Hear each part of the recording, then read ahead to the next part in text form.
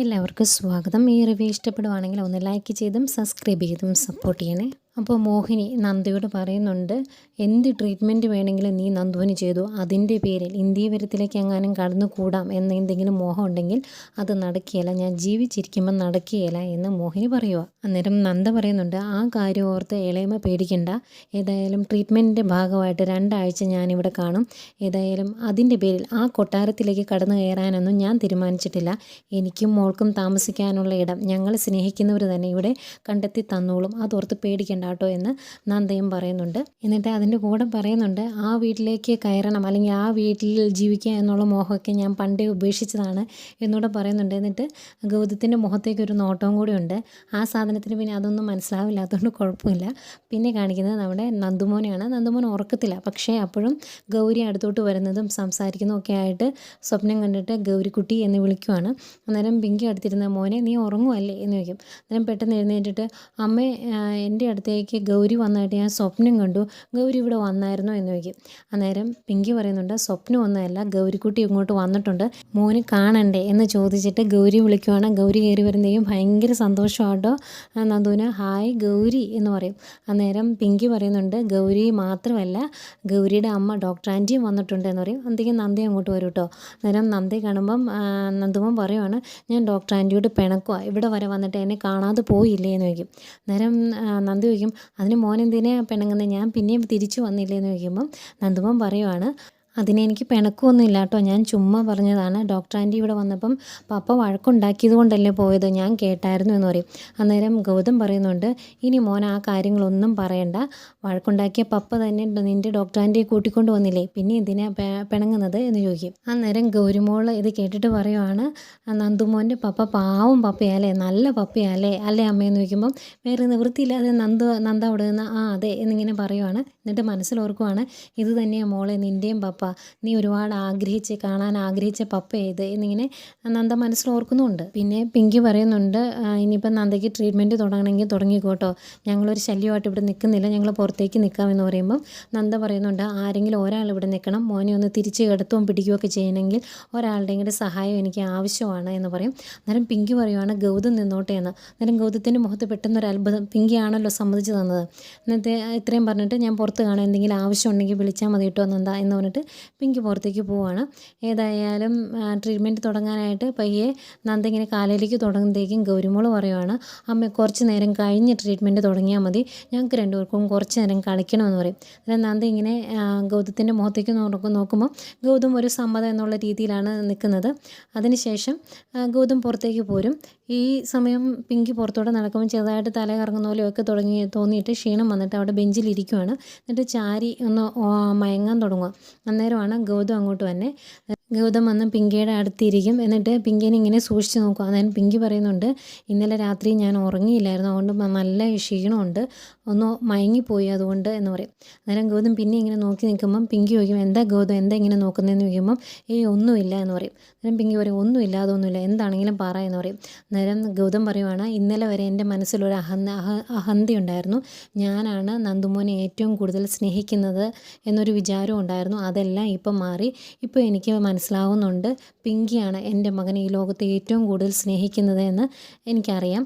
കാരണം എന്നും നന്ദ പിങ്കിയുടെ ഏറ്റവും വലിയൊരു പ്രതിയോഗി എന്ന രീതിയിലാണ് പിങ്കി കണ്ടേക്കുന്നത്. എന്നിട്ടും നന്ദുമോൻ ഒരാവശ്യം വന്നപ്പം ആ മനസ്സിലെ ദേഷ്യവും വൈരാഗ്യവും എല്ലാം മാറ്റിവെച്ച് നന്ദനെ ഇങ്ങോട്ട് വിളിച്ചു വരുത്താൻ പിങ്കിക്ക് കഴിഞ്ഞല്ലോ. അതിൽ നിന്ന് തന്നെ മനസ്സിലാവും പിങ്കിക്ക് എത്രത്തോളം വലുതാണ് നന്ദുമോനോടുള്ള സ്നേഹമെന്ന്. അത് ഞാൻ സമ്മതിച്ചു തന്നേക്കുന്നു എന്ന് പറഞ്ഞ് ഒരുപാട് നന്ദിയുണ്ട് എന്നൊക്കെ പറഞ്ഞ് പിങ്കിയുടെ കയ്യിലിങ്ങനെ മുറുക്കി പിടിക്കുവാണ്. അന്നേരം പിങ്കി പറയുന്നുണ്ട്, എനിക്ക് എൻ്റെ മകൻ്റെ കാല് സുഖമാകണമെന്നല്ലാതെ മറ്റൊരു ചിന്തയും എനിക്കിപ്പോൾ ഇല്ല ഗൗതം എന്ന് പറയും. അന്നേരം ഗൗതം പറയുന്നുണ്ട്, എൻ്റെ മകനെ ഇതുപോലെ സ്നേഹിക്കാൻ നിനക്കേ സാധിക്കുകയുള്ളൂ, നിൻ്റെ ജീവിതം മാറ്റിവെച്ചാണ് നീ എനിക്കും മോനും വേണ്ടി ഇങ്ങനെയൊരു ജീവിതം തിരഞ്ഞെടുത്തത്, ഒരുപാട് നന്ദിയും സ്നേഹവും ഒക്കെ ഉണ്ട് നിന്നോട് എനിക്ക് എന്ന് പറഞ്ഞിങ്ങനെ ചേർത്ത് പിടിക്കുവാണ്. അന്നേരം എൻ്റെ മനസ്സിലിപ്പോൾ വേറെ ഒന്നുമില്ല ഗൗതം എന്ന് പറഞ്ഞ് ഗൗതത്തിൻ്റെ നെഞ്ചിലേക്ക് ചായുവാണ് പിങ്കി. ഗൗതം ചേർത്ത് പിടിച്ച് ഇങ്ങനെ ഓരോന്ന് ആലോചിച്ചുകൊണ്ട് ഇങ്ങനെ ഇരിക്കുവാണ്. അന്നേരമാണ് പെട്ടെന്ന് നന്ദ പുറത്തേക്ക് വരുന്നത്. അപ്പം നന്ദയ്ക്ക് ഇത് കാണുമ്പോൾ ഒത്തിരി സങ്കടമാകുന്നുണ്ട് കേട്ടോ. നന്ദയ്ക്കൊരു ചെറിയ പ്രതീക്ഷ വന്നതായിരുന്നു. രണ്ടുപേരും ദത്തെടുത്ത കുഞ്ഞാണ്, അതിനുവേണ്ടി മാത്രം സഹകരിച്ച ഒരാളാണ് പിങ്കി എന്നൊക്കെ പറഞ്ഞപ്പോൾ ഒരു പ്രതീക്ഷയോ എന്തൊക്കെയോ ഒരു സന്തോഷമൊക്കെ മനസ്സിലുണ്ടായിരുന്നു എന്ന് തോന്നുന്നു. പെട്ടെന്ന് ഇത് കാണുമ്പോഴേക്കും ഒത്തിരി സങ്കടം വരുന്നുണ്ട് നന്ദയുടെ മുഖത്ത്. കുറച്ച് നേരം നോക്കി നിന്നിട്ട് ഗൗതം കാണാതെ നന്ദ പിന്നെ റൂമിലേക്ക് തന്നെ കയറി പോവുക. ഏതായാലും ഈ കാര്യങ്ങളെല്ലാം അറിയുമ്പോഴേക്കും വല്യമ്മ വീട്ടിൽ കിടന്ന് തുള്ളുന്നുണ്ട്. വല്യമ്മ പറയുവാണ്, ആ നാശം പിടിച്ചവൾ, ഈ വീട്ടിലെ അനന്തരാവകാശിയായിരുന്ന കുഞ്ഞിനെ കൊണ്ട് കൊലയ്ക്ക് കൊടുത്തിട്ട് അവൾ തിരിച്ചു വന്നേക്കുന്നു. അവൾ ഈ വീട്ടിലോട്ട് ഇനി തിരിച്ച് കയറ്റില്ല. നന്ദുമോൻ്റെ ട്രീറ്റ്മെൻറ്റും അവളുടെ കയ്യിൽ ഏൽപ്പിക്കേണ്ട ഒരു കാര്യമില്ലായിരുന്നു എന്നൊക്കെ പറഞ്ഞ് വല്യമ്മ ഇങ്ങനെ പറഞ്ഞുകൊണ്ടിരിക്കുവാണ്. അന്നേരം മോഹിനി പറയുന്നുണ്ട്, അതിന് തീരുമാനം എടുക്കുന്നത് ഗൗതമും പിങ്കിയും കൂടിയല്ലേ, പിന്നെ എന്ത് പറയാനാ എന്ന് ചോദിക്കുമ്പം വല്യമ്മ പറയുന്നുണ്ട്, അങ്ങനെ അവർക്ക് തീരുമാനം എടുക്കാനൊന്നും പറ്റത്തില്ല. ഇനി അവനെ ചികിത്സിക്കണമെങ്കിൽ ഈ ലോകത്ത് എവിടെ വേണമെങ്കിലും കൊണ്ട് ചികിത്സിക്കാനുള്ള പണം ഇന്ദീവരത്തിലുണ്ട്. പണത്തിൻ്റെ ഒരു കുറവും ഇന്ദീവരത്തിലില്ല. പിന്നെ എന്തിനാണ് ഈ നന്ദയെ വിളിച്ചു വരുത്തിയത്? അവൾക്ക് എന്താ പ്രത്യേകിച്ച് എന്തെങ്കിലും ഡിഗ്രി ഉണ്ടോ എന്നൊക്കെ ഇങ്ങനെ ചോദിക്കുക. അന്നേരം കനകമ്മ അവിടെ നിന്ന് പറയുന്നുണ്ട്, ആ ഡോക്ടറിന് പ്രത്യേക ഒരു കഴിവുണ്ട്. ആ ഡോക്ടർ കാലിലൊന്ന് തൊട്ടിട്ടുണ്ടെങ്കിൽ അന്നേരെ സുഖമാകും, അത്രയ്ക്ക് കൈപ്പുണ്യമുണ്ട് എന്ന് പറയുമ്പോഴത്തേക്കും മോഹിനി ചോദിക്കുന്നുണ്ട്, അതെങ്ങനെയാണ് ഈ പാചകക്കാർക്ക് കൈപ്പുണ്യമുണ്ട് എന്നൊക്കെ പറയുന്നത് കേട്ടിട്ടുണ്ട്, ഇതുപോലെ ഡോക്ടർക്ക് കൈപ്പുണ്യമുണ്ടെന്ന് ഞാൻ ആദ്യമായിട്ടാണ് കേൾക്കുന്നതെന്ന് മോഹിനി പറയുന്നുണ്ട്. അന്നേരം കനകമ്മ മനസ്സിലോർക്കുക, എമ്പടി ശിങ്കാരി, നിനക്കിട്ടുള്ള പണി ഞാൻ വെച്ചിട്ടുണ്ട്, നിന്നെ ആദ്യം ഇവിടുന്ന് അടിച്ചിറക്കണ്ടേ എന്നൊക്കെ കനകമ്മ മനസ്സിലോർക്കുന്നുണ്ട്. അത് കഴിഞ്ഞ് മോഹിനി പറയുക, കാലിനൊരു ചെറിയ വയ്യായികയുണ്ട്, അത് കുറച്ച് നാൾ വലിച്ചുകൊണ്ടോ അല്ലെങ്കിൽ ഞൊണ്ടിയോ ഒക്കെ നടന്നു കഴിയുമ്പോൾ അതൊരു ശീലമായിക്കോളും. അതിനെന്തിനെ വെറുതെ ഇങ്ങനെ പണം മുടക്കി ചികിത്സിക്കാൻ നടക്കുന്നത്? നന്ദു അതിന് ഗൗതത്തിൻ്റെയും പിങ്കിയുടെയും സ്വന്തം ചോരയിൽ ജനിച്ച കുഞ്ഞൊന്നും അല്ലല്ലോ എന്നൊക്കെ മോഹിനി പറയുമ്പം വല്യമ്മ പറയുന്നുണ്ട്, നിന്നോട് ഞാൻ നേരത്തെ പറഞ്ഞതാണ് ആവശ്യമില്ലാത്ത കാര്യങ്ങൾ സംസാരിക്കരുത് എന്ന്. ഏതായാലും അവളിവിടെ വന്ന് ചികിത്സ തുടങ്ങി എന്ന് പറഞ്ഞിട്ട് കാര്യമൊന്നുമില്ല, അതൊക്കെ നിർത്തിക്കാൻ എനിക്കറിയാം. ഒരു ദിവസം അല്ലല്ലോ ചികിത്സ, അതിൽ കൂടുതലുണ്ടല്ലോ. ഞാൻ അവളെ ഒന്ന് കാണുന്നുണ്ട്, അന്ന് തീരും അവളുടെ ചികിത്സ എന്നൊക്കെ ഇങ്ങനെ പറയുവാണ്. അന്നേരം അത് കേൾക്കുന്ന മോഹിനിക്ക് ഭയങ്കര സന്തോഷമാകുന്നുണ്ട്. അന്നേരം കനകമ്മ മനസ്സിലോർക്കുന്നുണ്ട്, നിനക്കുള്ള പണി ഞാൻ വെച്ചിട്ടുണ്ട് മോളെ എന്നിങ്ങനെ കനകമ്മ മനസ്സിലോർക്കുന്നുണ്ട്. അത് കഴിഞ്ഞ് കനകമ്മ മോഹിനിയെ മാറ്റി നിർത്തി മോഹിനിയോട് പറയുവാണ്, ഏതായാലും പവിത്രയ്ക്ക് കുഞ്ഞുണ്ടാകും, ആ കുഞ്ഞ് ഈ വീടിൻ്റെ അനന്തരാവകാശിയാകും, എല്ലാ അധികാരവും അവന് കിട്ടും എന്നല്ലേ മോഹിനി കൊച്ചമ്മ ഓർത്തേക്കുന്നത് എന്ന് ചോദിക്കുമ്പോൾ മോഹിനി പറയുന്നുണ്ട്, അങ്ങനെ തന്നെയാണ്. ഏതായാലും സ്വന്തം ചോരയിൽ ഒരു അനന്തരാവകാശി വരുമ്പോൾ ഡ്യൂപ്ലിക്കേറ്റിനെ എല്ലാവരും അങ്ങ് മാറ്റി നിർത്തും, അതാണല്ലോ രീതി എന്ന് മോഹിനി പറയുമ്പം കനകമ്മ പറയുന്നുണ്ട്, പവിത്രയ്ക്ക് ജനിക്കുന്നത് ഒരു ആൺകുഞ്ഞാണെങ്കിൽ ശരിയാണ്, പെൺകുഞ്ഞാണെങ്കിൽ ആ നന്ദുമോൻ്റെ ഒരധികാരം പോകുന്നില്ല. കാരണം പെൺകുഞ്ഞുങ്ങൾ കുറേ വളർന്നതിന് ശേഷം അവരെ കല്യാണം കഴിച്ച് മറ്റൊരു വീട്ടിലേക്ക് വിടും. ആൺകുഞ്ഞുങ്ങളാണല്ലോ തറവാട്ടിൽ നിൽക്കുന്നത്, അതുകൊണ്ട് തന്നെ പവിത്രയ്ക്ക് ഉണ്ടാകുന്നത് ഒരു ആൺകുഞ്ഞായിരിക്കണമെന്ന് പറയുക. അന്നേരം മോഹിനി ചോദിക്കുന്നുണ്ട്, അതെങ്ങനെയാണ് കനകമ്മ, ആൺകുഞ്ഞുങ്ങൾ ഉണ്ടാകണമെന്ന് പറഞ്ഞിട്ടുണ്ടെങ്കിൽ അങ്ങനെ ഉണ്ടാകുമോ, അതൊക്കെ ഈശ്വരൻ്റെ കയ്യിലല്ലേ എന്ന് ചോദിക്കുമ്പം കനകമ്മ പറയുന്നുണ്ട്, ഈശ്വരൻ്റെ അനുഗ്രഹത്തോടു കൂടി തന്നെ പവിത്രയ്ക്കൊരു ആൺകുഞ്ഞുണ്ടാകും, അതിനുള്ള മാർഗ്ഗമുണ്ട് എന്ന് പറയും. അന്നേരം മോഹിനി ചോദിക്കും, അങ്ങനെ ഒരു മാർഗ്ഗം അതെന്താ എന്ന് ചോദിക്കുക. അന്നേരം കനകമ്മ പറയുന്നുണ്ട്, ഇവിടെ അടുത്തുള്ള ഒരു കൃഷ്ണക്ഷേത്രമുണ്ട്, അവിടെ പോയി ഒരു വഴിപാട് കഴിച്ചിട്ടുണ്ടെങ്കിൽ ആൺകുഞ്ഞുണ്ടാകും, അച്ചട്ടാണ് എന്ന് പറയും. അന്നേരം അങ്ങനെ ഒരു വഴിപാടുണ്ടോ, എങ്കിൽ ഞാൻ പവിത്രയെ കൊണ്ട് ഉറപ്പായിട്ടും ചെയ്യിക്കാം, എന്താണ് എന്ന് ചോദിക്കും. അന്നേരം കനകമ്മ പറയും, പ്രസവിക്കാൻ പോകുന്ന കുട്ടിയല്ല ഇത് ചെയ്യേണ്ടത്, അതിൻ്റെ അമ്മായിമ്മ, അതായത് ജനിക്കാൻ പോകുന്ന കുഞ്ഞിൻ്റെ അച്ഛൻ്റെ അമ്മയാണ് ചെയ്യേണ്ടത് എന്ന് പറയുമ്പോൾ മോഹിനി ചോദിക്കും, അയ്യോ ഞാൻ ചെയ്യണോ എന്ന് ചോദിക്കും. അന്നേരം ചെയ്യണം, ഫലം വേണോ, എങ്കിൽ ചെയ്യണമെന്ന് പറയുമ്പോൾ ആൺകുഞ്ഞുണ്ടാവുമെങ്കിൽ ഞാൻ ചെയ്യാമെന്ന് മോഹിനി പറയുക.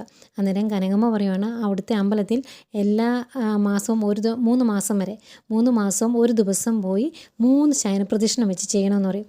അന്നേരം മോഹിനിക്കൊരു വിഷമം, 3 ശയനപ്രദക്ഷിണമോ എന്ന് ചോദിക്കുക. അന്നേരം ഫലം വേണമെങ്കിൽ മതി, ഒരു ദിവസം വെച്ച് മതി, 3 മാസമല്ലേ ചെയ്യേണ്ടതുള്ളൂ എന്നൊക്കെ ചോദിക്കുമ്പോൾ ഇനിയിപ്പോൾ അങ്ങനെ ഒരു ഫലം കിട്ടുമെങ്കിൽ അങ്ങനെ ചെയ്യാമെന്ന് മോഹിനി സമ്മതിക്കുവാണ്. എന്നിട്ട് ഇതെല്ലാം അവിടെ നിന്ന് പവിത്ര കേൾക്കുന്നുണ്ടായിരുന്നു. അത് പറഞ്ഞു തുടങ്ങിയപ്പോഴേ പവിത്ര മനസ്സിൽ ഓർക്കുന്നുണ്ട്, അമ്മയ്ക്കുള്ള എന്തോ ഒരു പാരയാണല്ലോ കനകമ്മ പറഞ്ഞു വെക്കുന്നതെന്ന്.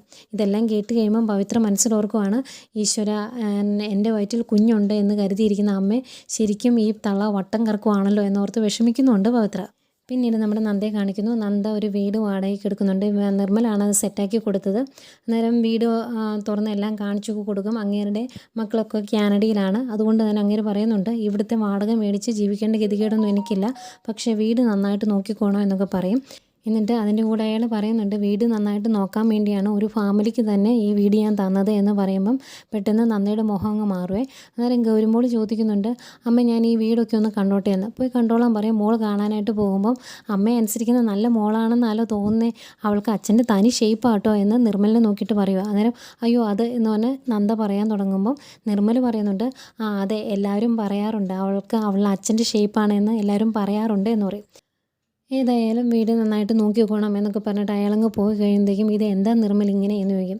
അന്നേരം നിർമ്മൽ പറയുന്നുണ്ട്, ഫാമിലിക്ക് വീട് കൊടുക്കുള്ളൂ എന്ന് എല്ലാവരും പറഞ്ഞാൽ എന്താ ചെയ്യുന്നത്, വേറെ നിവൃത്തിയില്ലാത്തത് കൊണ്ടാണ് ഇങ്ങനെ പറയേണ്ടി വന്നതെന്ന് പറയും.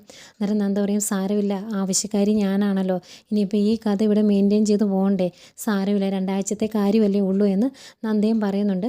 എന്നിട്ട് നിർമ്മൽ എവിടെയാണ് താമസിക്കുന്നതെന്ന് ചോദിക്കുമ്പോൾ ഞാൻ ടൗണിൽ ഒരു റൂം വാടകയ്ക്ക് എടുത്തിട്ടുണ്ട്, അവിടെ കഴിഞ്ഞോളാം എന്ന് പറയും. അന്നേരം പാലക്കാട്ടേക്ക് തിരിച്ചു പോകുന്നില്ലെന്ന് ചോദിക്കുമ്പം അല്ല നന്ദയും മോളും ഇവിടെ തന്നെയല്ലേ ഉള്ളൂ, അവിടെയാണെങ്കിൽ നളിനിയിലും ഉണ്ടായിരുന്നു, ഇവിടെ ഒരു ആവശ്യത്തിന് ആരും ഇല്ലല്ലോ, അതുകൊണ്ട് ഇത് കഴിഞ്ഞേ പോകുന്നുള്ളൂ, ഒരു കുഞ്ഞിൻ്റെ ചികിത്സയ്ക്ക് വേണ്ടിയല്ലേ, സാരമില്ല എന്നൊക്കെ പറയും.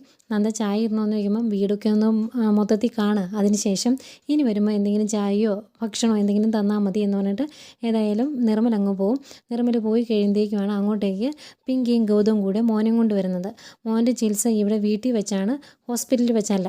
എന്തായാലും ഇവർ വന്നു എന്നറിയുമ്പോഴേക്കും ഗൗരിമോൾ ഓടി പുറത്തേക്ക് വരും. എന്നിട്ട് നീ എന്തിനാടാ എപ്പോഴും അച്ഛൻ്റെ തോളത്ത് ഇരിക്കുന്നത്, ഇങ്ങോട്ട് ഇറങ്ങി നിൽക്കടാ എന്ന് പറയും. അന്നേരം നീ അറിഞ്ഞില്ല ഞാൻ വീണായിരുന്നു, എനിക്കിപ്പോൾ നിൽക്കാനും നടക്കാനും ഒന്നും പറ്റില്ല എന്ന് പറയുമ്പോൾ അതൊക്കെ നിൻ്റെ തോന്നലാണ്, എൻ്റെ അമ്മ ഇതെല്ലാം നിനക്ക് സുഖമാക്കി തരും, എന്നിട്ട് നീ നന്നായിട്ട് ഫുട്ബോളൊക്കെ കളിക്കുമെന്നൊക്കെ ഗൗരിമോൾ പറയുന്നുണ്ട്.